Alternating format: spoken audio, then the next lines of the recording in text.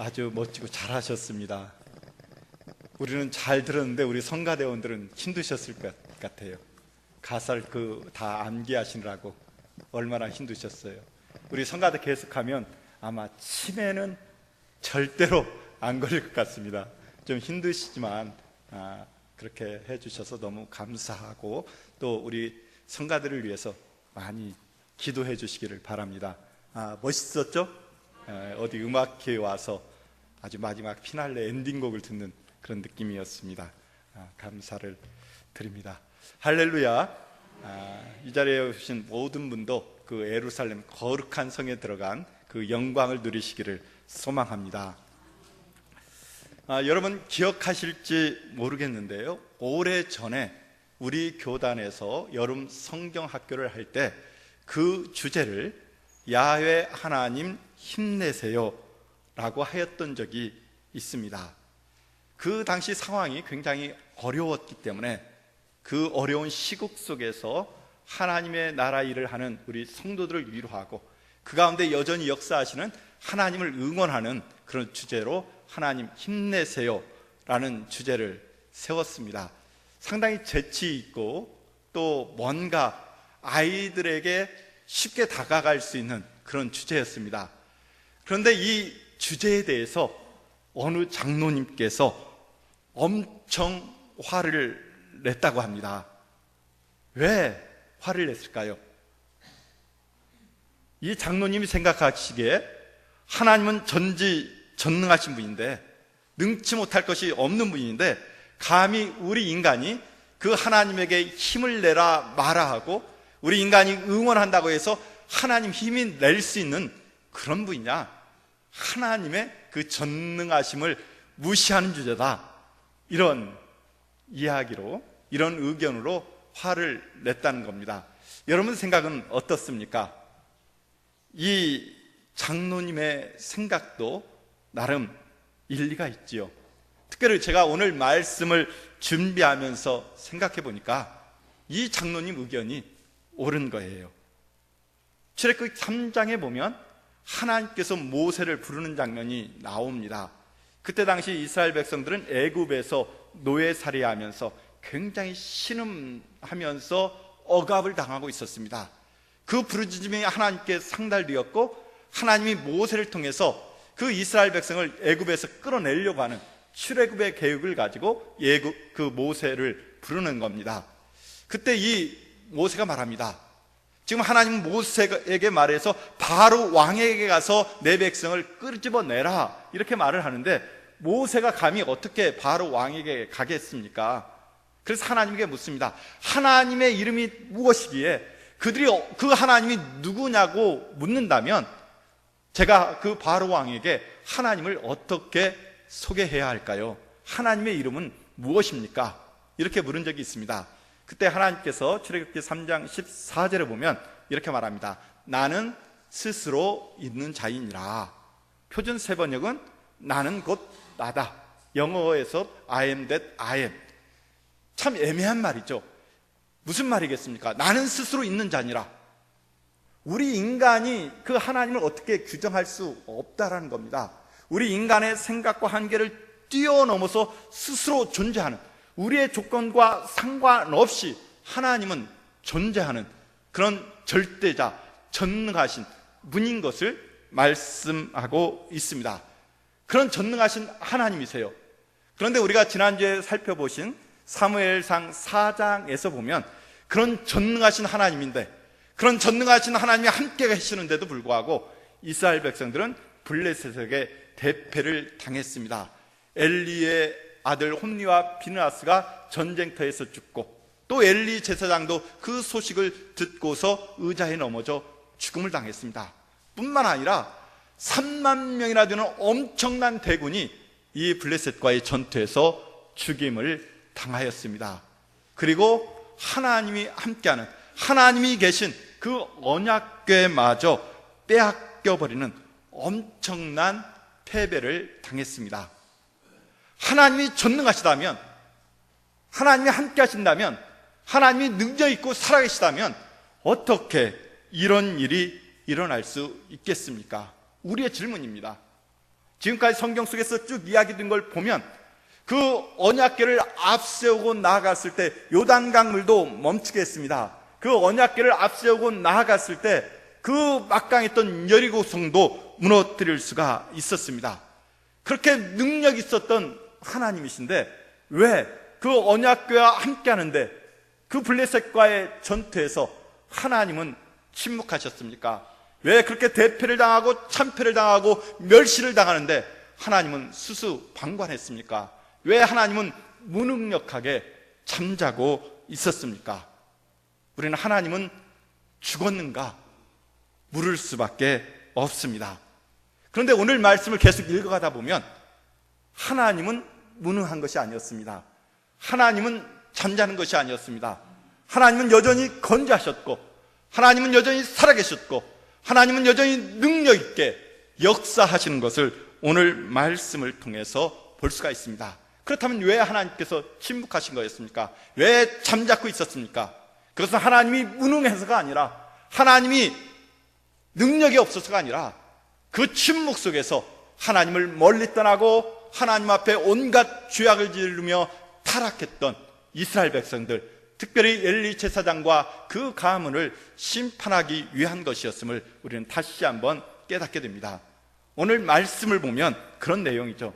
그 블레셋 군대가 이스라엘로부터 언약궤를 빼앗아 그들의 땅 아스돗이라는 곳으로 가게 됩니다.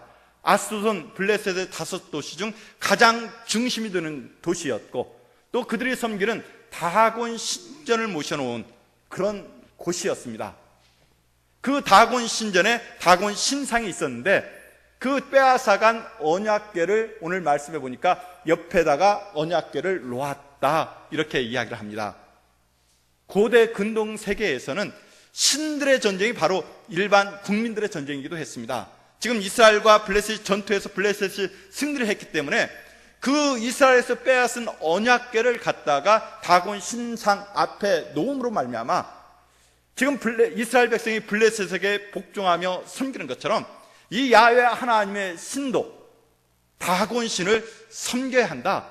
그것을 상징적으로 보여주기 위해서 지금 다곤 신상 곁에 놓고 있는 것입니다. 블레셋에게 이스라엘이 졌기 때문에 하나님도 당연히 다곤 신을 섬기는 것이 마땅해야 할 것입니다. 그것을 보여주기 위해서 지금 블레셋 사람들이 그 언약궤를 빼앗아다가 다곤 신상 곁에 복종의 모습으로 놓아둔 것이었습니다. 그런데 여러분, 그 다음날 일어나 보니까 어떤 일이 일어나고 있습니까? 하나님이 다곤 신상을 숨기는 것이 아니라 오히려 그 언약궤 앞에 다곤 신상이 엎드러져 있었습니다. 엎드러져 있다는 것은 존경과 복종과 경외심을 표현하는 겁니다. 지금 블레셋 사람들의 생각으로 보면 이 현상만 보면 누가 누구를 섬기는 겁니까? 하나님이 다곤 신상을 섬기는 것이 아니라 지금 완전히 역전되어서 그 하나님 앞에 그들의 최고의 신으로 섬기는 다곤 신상이 엎드러져 섬기고 있는 거예요. 도저히 이걸 받아들일 수가 없습니다. 블레셋 사람들이 우연이겠지 생각하고 다곤 신상을 다시 세워놓았습니다. 다음날 갔더니 어떻게 되었습니까? 여전히 다곤 신상이 엎드러져 있어요. 근데 오늘 두 번째 날에는 어떻게 되었습니까? 머리가 잘라지고 손목이 잘라지면서 그 문설주에 다 걸쳐 있는 겁니다. 왜 이렇게 되었을까요? 다곤 신전은 한 50m 이렇게 길이로 되어 있다고 합니다. 그러니까 이렇게 문설주에 걸려 넘어져 있다는 것은 아마도 다곤 신이 하나님 앞에 너무나도 무섭고 떨려서 도망가다가 문설주에 걸려서 넘어짐으로 말미암아 목이 부러지고 손목이 잘린 거다, 이렇게 이야기할 수가 있겠습니다. 옛날 전쟁터에 나가서 고대 근동에서는요, 조금 잔인하지만 전쟁에서 승리하면 그 승리의 표시로 사람의 목을 자르고 손을 잘랐다고 합니다. 그러니까 그런 생각 속에서 지금 다곤 신상의 목이 잘리고 손목이 잘렸다는 것은 하나님 앞에 완전히 패배한 것을 나타내는 것입니다. 목이 없기 때문에 생각할 수가 없습니다. 손이 없기 때문에 활동할 수가 없습니다. 하나님 앞에서 이 다곤 신상은 아무런 능력도 힘도 발휘할 수 없는 쓸모없는 존재라는 것을 상징적으로 보여주고 있습니다. 참 하나님이 놀라우신 분이죠. 이 블레셋 군대는 지금 그 언약궤를 빼앗아다가 하나님보다 더 다곤 신상이 위대하다는 것을 보여주려고 했는데, 하나님 그때까지 침묵하면서 말없이 블레셋 땅에 와서는 어떻게 하는 겁니까? 힘없고 능력 없는 것처럼 보였는데, 그 블레셋 땅에서는 그 하나님의 능력을 보여주심으로 말미암아 그 다곤 신상을 무너뜨리고 아무런 쓸모없는 우상이라는 것을 오히려 블레셋 땅에서 강접적으로 역설적으로 보여주는 놀라운 일을 하나님께서 해 주신 것을 우리가 볼 수가 있습니다. 이렇게 하나님께서는 다곤 신상만 파괴하면서 뛰어남을 보여주신 것이 아니죠. 블레셋 군대에게도, 블레셋 사람들에게도 엄청난 재앙이 내렸습니다. 처음에 이 언약궤가 간 곳이 어디라고 그랬습니까? 아스돗이라는 곳이었어요. 이 아스돗의 법궤가 왔을 때 온갖 독한 독종이 퍼져 나감으로 말미암아 수많은 사람들이 죽임을 당하게 됩니다. 그래서 방백들을 모아놓고 이게 어찌 된 일이냐, 하나님의 언약궤가 있음으로 말미암아 우리에게 이런 독종이 임한 거 아니냐. 그렇습니다. 신명기 28장 27절을 보면 하나님께서는 이스라엘 백성에게 이렇게 경고를 합니다. 너희들이 만약에 나를 청종하지 않고 나를 떠나가면 너희가 내 백성이라도 내가 독한 종기로 너희를 채찍질하고 심판할 것이다. 신명기 28장 27절에 이렇게 말합니다.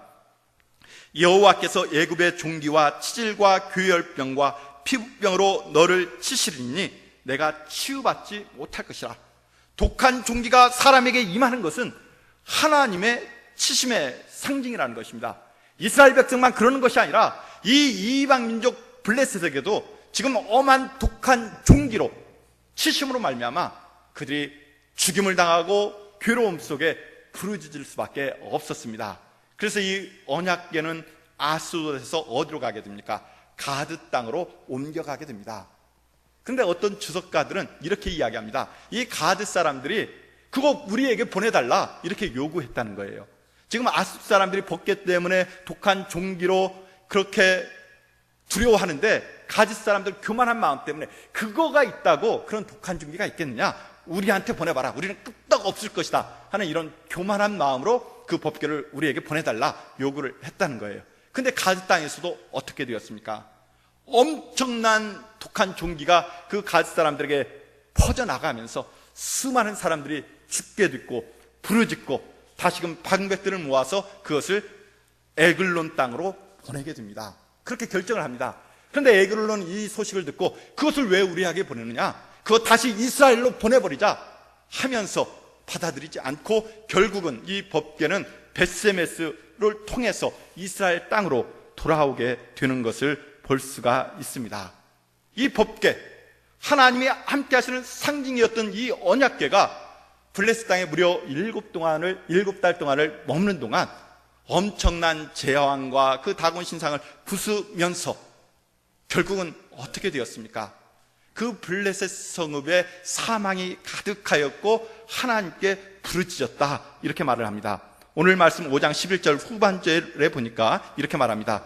이는 온 성읍이 사망의 환난을 당함이라. 거기서 하나님의 손이 엄중하심으로 죽지 아니한 사람들은 독한 종기로 치심을 당해 성읍의 부르짖음이 하늘에 사무쳤더라. 이 블레셋 성읍들의 부르짖음이 하늘에 사무쳤다 말씀하고 있습니다. 이 블레셋 사람들 하나님 믿지 않는 백성들이잖아요. 그 다곤 신상을 믿으면서 하나님이 다곤 신상보다 못하다고 생각했던 그런 사람들입니다. 그런데 독한 종기가 퍼져나가자 이 블레셋의 모든 사람들이 하나님께 부르짖어 그 부르짖음이 하나님께 사무쳤다는 거예요. 하나님을 앞에 살려달라고 외쳤다는 것을 보여주고 있습니다. 하나님은 놀라우신 분이세요. 힘이 없는 것처럼 보였습니다. 무능한 것처럼 보였습니다. 그래서 그 블레셋 군대들은 그 하나님의 언약궤를 가져다가 우리가 하나님보다 더 뛰어나다, 하나님을 믿는 이스라엘 백성보다 더 위대하다는 것을 보여주시려고 했는데, 하나님 그렇게 침묵 속에 블레셋 땅에 가서 다곤 신상의 우상을 파괴하고 그것이 전혀 쓸모없는 것이라는 것을 분명하게 보여주었을 뿐만 아니라 독한 종기를 내리치심으로 말미암아 스스로 블레셋 사람 스스로가 하나님께 부르짖어 살려달라고 외치게 만드는 그런 놀라운 일을 하신 것을 볼 수가 있습니다. 이것을 통해서 우리는 하나님은 여전히 살아계시구나, 하나님은 여전히 건재하시구나 하는 고백을 하지 않을 수가 없습니다. 이게 이스라엘 백성들의 고백입니다. 그런데 이 사무엘상 5장의 말씀이 특별히 바벨론 포로 시대에 이스라엘 백성들에게 굉장히 주목을 받았습니다. 바벨론 포로 시대를 한번 생각해 보십시오. 북이스라엘도 망하고 남유다도 망하고 바벨론으로 포로로 끌려간 상태입니다. 하나님의 선택받은 이스라엘 백성들, 우리가 하나님을 믿는데 왜, 하나님 우리와 함께 하시는데 왜 우리나라는 멸망을 당하고 우리는 이렇게 비참하게 이방 땅에 포로로 끌려와 고통스러운 괴로운 삶을 살고 있는가?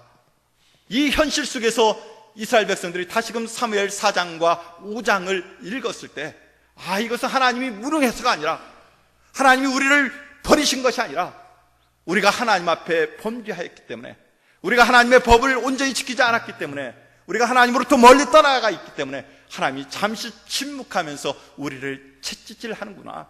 하나님은 죽은 것이 아니라, 하나님은 무능한 것이 아니라, 하나님은 여전히 살아계시고 하나님은 여전히 능력 있는 분이가 깨달았을 때 그 바벨론 포로기 그 사는 사람들은 얼마나 위로를 받았겠습니까? 힘을 얻었겠습니까?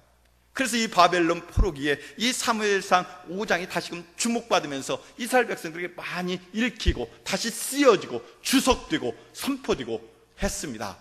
우리 시대도 마찬가지도, 우리 시대 주변을 바라보면 하나님은 무능력한 것처럼 보입니다. 침묵하는 것처럼 보입니다. 과연 하나님이 살아계시다면 어떻게 이런 일이 있을 수 있을까? 내가 하나님을 믿고 정직하게 살려고 하는데 왜 나에게 이런 경제적인 시련과 어려움, 육체적 질병의 고통이 다가오는가? 하나님이 살아계시다면 정말 이럴 수가 있는가?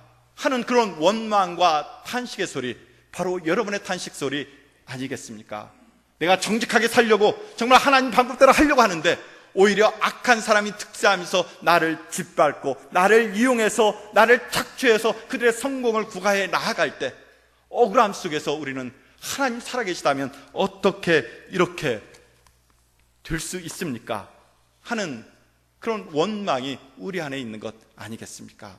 바로 그런 사람들에게, 그런 탄식의 외침에 부르짖는 사람들에게 하나님은 오늘 우리에게 들려주시는 이야기가 무엇입니까? 성경의 대답은 무엇입니까? 그럼에도 불구하고 하나님은 여전히 살아계시다, 건재하시다, 능력이 있으시다 말하는 줄 믿습니다.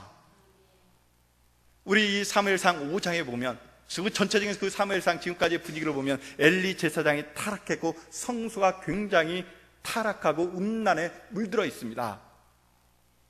우리 시대의 교회, 우리 시대의 성직자들, 교인들의 모습을 보면 어떻습니까? 그 시대 못지않게 교회가 세상으로부터 지탄을 받고 있습니다. 그 시대 못지않게 성직자들과 기독교인의 삶이 온전하지 못하고 있습니다. 마치 하나님이 죽은 것처럼 보입니다. 그러나 그렇게 해서 엘리 제사장 가문이 타락하고 성소가 더럽혀졌다 할지라도 하나님은 여전히 살아계셨습니다. 하나님은 여전히 능력으로 역사하셨습니다. 우리 시대 교회가 아무리 타락하고 어렵고 세상으로부터 지탄을 받는다 할지라도, 우리 시대의 기독교의 지도자들이 손가락질을 받고 타락의 길로 걸어간다 할지라도 그것은 그들의 모습인 것이지 하나님이 죽으신 것은 아닙니다.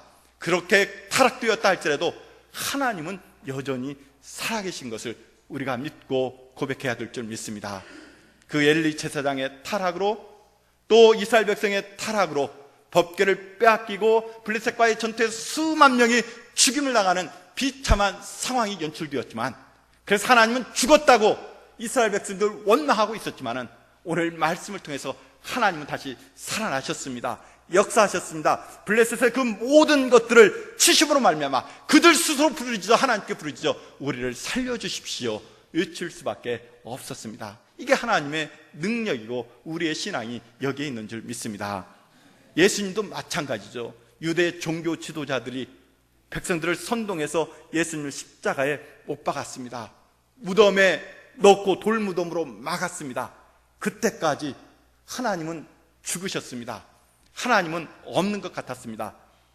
아마 이스라엘 유대 백성의 종교 지도자들은 예수를 죽였고 그를 무덤에 가두었고 돌무덤으로 튼튼히 맞았기 때문에 이제 우리는 완전히 승리했다. 저 하나님을 빙자한 예수, 우리가 완전히 죽였다. 승리의 축가를 불렀을 것입니다. 그러나 3일 후에 어떻게 되었습니까? 무덤 문은 열렸고 죽었던 예수님은 다시 살아나셨습니다. 십자가상에 침묵하셨던 그 하나님께서 다시 역사하셔서 그 예수님을 살려내시고 돌무덤을 움직이면서 무덤에서 나오게 하신 것, 이게 바로 부활의 사건, 부활신앙 아니겠습니까?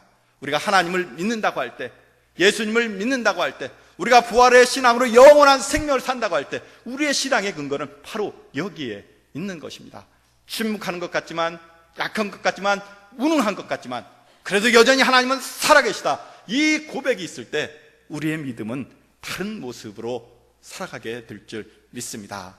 어떤 모습의 삶을 살아야 하겠습니까? 정말 하나님이 살아계신데, 하나님은 여전히 능력으로 역사하시는데 그 하나님 앞에 우리는 어떤 신앙의 모습으로 살아가고 있습니까? 두렵고 떨리는 마음으로 하나님 앞에 나와야 될 줄 믿습니다. 잠언 1장 7절에서 이렇게 말합니다. 여호와를 경외하는 것이 지식의 근본이다. 하나님을 존경하고 그 하나님 앞에 두려움을 가지고 살아가는 것이 모든 지혜, 지식, 인간의 근본이라는 겁니다. 우리가 정말 인간으로서 신앙의 근본을 익혀 나아가려면 하나님 앞에 두렵고 떨리는 마음으로 나와야 되는 것이죠. 오늘 우리가 지금 예배를 드리고 있습니다. 하나님의 살아계심을 믿고 나와서 하나님께 영광 돌리며 하나님의 위로를 간구하고 있습니다. 과연 여러분 이 시간 그 살아계신 하나님 앞에 두렵고 떨리는 마음으로 나와서 예배를 드리고 있습니까? 아니면 하나의 형식적으로 매주 드렸기 때문에 저 엘리 제사장 시대의 그 사람들처럼 하나의 형식으로 하나님을 믿고 고백하며 여기 나와서 예배를 드리고 있는가요? 우리 자신을 한번 뒤돌아보기를 원합니다. 정말 내가 두렵고 떨리는 마음으로 그 하나님이 살아계심 앞에 하나님이 나의 모든 것을 감찰하신다는 그 믿음을 가지고 예배를 드리고 있습니까? 어떤 분들은 그런다고 그래요. 예배 시간에 이 시간이 지루해지면, 요즘 스마트폰 얼마나 발전되어 있습니까? 찬송할 때도 스마트폰 검색하면서 자기 필요한 것도 다 보고, 이게 예배를 드리는 모습이겠습니까? 예배 자리에 앉아있지만은 스마트폰을 검색하면서 자기의 필요를 찾아가고 있다면 이것은 예배가 아닌 것이죠. 하나님을 경홀히 여기는 겁니다. 이런 모습으로 나아가서 예배할 때 그 하나님이 예배를 받으시겠습니까? 하나님은 살아계신데 우리에게 어떤 일이 일어나겠습니까? 성경에 보면 아간이라는 사람이 나옵니다. 하나님께서 여리고 성을 칠 때 이스라엘 백성에게 명령했습니다. 너희들이 이 여리고 성을 점령할 터인데 이것은 나의 전쟁이기 때문에 너희들이 거기서 많은 전리품을 얻는다 할지라도 그것들을 다 하나님께 드리고 다 진멸시켜라, 없애버리라, 그것을 너희의 소유물로 삼지 말아라 명령을 했습니다. 그런데 아간이 어떻게 했습니까? 그 중에 욕심나는 뭔가가 있었습니다. 살짝 숨기면 모를 줄 알았습니다. 그래서 그 전리품 중 일부를 숨겼을 때 어떻게 되었습니까? 제비를 뽑았는데 결국은 아간이 들키고 말았지 않습니까? 아간이 숨긴 것이 드러났습니다. 하나님을 격인홀히 여기고 하나님을 속일 줄 알았는데 하나님 앞에 그의 죄가 만천하에 드러났을 때 그는 악얼굴짝에 던져지면서 돌에 쳐 맞아 죽는 비참한 비극을 맞이한 것을 우리가 기억합니다. 왜 아간이, 하나님을 믿는 아간인데 하나님의 이름으로 엄청난 승리를 거두었는데 왜 돌에 맞아 악울골짜기에 버려졌습니까? 하나님의 살아계심 앞에 두렵고 떨림으로 나가는 것이 아니라 하나님을 경홀히 여기고 자기 생각에, 자기의 똑똑함으로 그것을 속일 수 있다고 생각했기 때문에 그런 결과를 가져온 것이죠. 사도행전의 아나니와 삽발이와 마찬가지입니다. 그의 재산을 다 팔아서 사도 앞에 갖다 두었습니다. 그런데 그 중에 일부를 또 숨겼습니다. 나중에 사도가 말합니다. 너는 나를 속인 것이 아니라 하나님을 속인 것이라. 그 시로 아나니와 삽비라 부부는 즉사하며 죽임을 당한 비참한 사건을 보게 됩니다. 왜 그랬습니까? 하나님의 두려움, 하나님의 살아계심 앞에 두렵고 떨림이 아니라 자기 생각으로 속일 수 있다고, 자기 마음대로 어떻게 할 수 있다는 생각으로 나갔다가 혹시나 하다가 엄청난 비극을 당한 것입니다. 그래서 성경은 말합니다. 너희는 두렵고 떨리는 마음으로 너의 구원을 이루라. 빌립보서 2장 12절에서 바울 사도는 이렇게 권면합니다. 그러므로 나의 사랑하는 자들아, 너희가 나 있을 때뿐만 아니라 더욱 지금 나 없을 때라도 항상 복종하여 두렵고 떨림으로 너희 구원을 이루라. 이렇게 말하고 있습니다. 저는 이 말씀에 비추어 보고 또 여러분들의 신앙의 삶을 볼 때 너무나도 감사한 것들이 많이 있습니다. 정말 우리 교인들 많은 분들이 진실되게 두렵고 떨림으로 이 구원을 이루어 나아가고 있습니다. 제가 여러분들에게 신앙생활을 억지로 강요하지 않습니다. 11조 꼭 하십시오, 그런 이야기 제가 한 적 예배 시간에 없었던 것 같아요. 꼭 봉사해야 합니다, 봉사 안 하면 안 됩니다, 강요하지 않았습니다. 꼭 예배 나와야 됩니다, 강조하지 않았습니다. 헌금 생활하시고 봉사하시고 예배 생활 잘해야 됩니다, 권면했지 강요하지 않았어요. 그런데 우리 교회 구석구석을 보면 많은 분들이 정말 자발적으로 알아서 헌신하고 봉사하는 일들이 얼마나 많은지 알 수가 없습니다. 지난 주중에도 보면 월요일에 우리 양재춘 집사님 오셔서 구석구석 돌아다니면서 나무 전지를 하셨어요. 제가 하라고 안 했습니다. 그런데 보기가 흉하고 이렇게 가지가 뾰족뾰족 나오니까 나와서 하신 거죠. 또 지난주 금요일에는 우리 심재상 집사님 그 모기 퇴치 분무기를 사셨어요. 그것을 사서 시험적으로 다 뿌리면서 소독을 했습니다. 어제는 김영진 집사와 또 우리 심재상 다시 와서 그 모기 분무 퇴치기를 가지고 구석구석 뿌리면서 모기를 퇴치해서 우리 주일학교 어린아이들이 주일날 와서 모기에 물리지 않고 마음껏 뛰어놀 수 있도록 그렇게 조치를 해주셨어요. 제가 하라고 하지 않았습니다. 필요하고 우리가 또 그것이 하나님 보시기에 아름다운 일이기에 자발적으로 하는 그런 일이 아니겠습니까? 특별히 우리 교회의 헌금 생활, 저는 자랑스럽게 생각합니다. 11조의 그 헌금의 액수가 우리 예산의 상당한 부분을 차지하는데 많은 부분들이 자발적으로 잘하고 계세요. 특별히 어떤 분들은 무명으로 헌금을 합니다. 그러니까 여러분들 11조 헌금 안 했다고 유축될 필요 없어요. 제가 누가 안 하는지 잘 몰라요. 무명으로, 저분은 무명으로 하겠지, 제가 이렇게 생각하고 있습니다. 그런데 많은 분들이 그렇게 하시고 정말 진실되게 두렵고 떨리는 마음으로 참여해 주십니다. 얼마나 아름답고 좋은 일입니까? 새벽기도 나오는 거, 또 수요 예배 나오는 거, 예배의 자리를 지키는 거, 이런 모든 것들 정말 여러분들이 우러나서 한다면, 정말 두렵고 떨리는 마음으로 그렇게 섬기고 봉사한다면 하나님께서 얼마나 여러분을 아름답게 보시겠습니까? 복 주시지 않겠습니까? 바로 그런 복들이 저는 여러분들 마음속에, 땅이 우리 교회 구석구석에 차고 흘러 넘치는 줄 믿습니다. 사랑하는 성도 여러분, 하나님이 침묵하는 것처럼 보이지만 하나님은 살아 계셨습니다. 하나님이 쓰러지고 패한 것처럼 보였지만 하나님은 여전히 살아 계셨습니다. 하나님이 이 세상에서 힘이 없는 것처럼 보였지만 여전히 살아서 역사하셨습니다. 그 하나님을 믿는 신실한 믿음으로, 두렵고 떨림으로 여러분의 구원을 이루어 가시기를 주님의 이름으로 축원합니다. 함께 기도합니다. 주님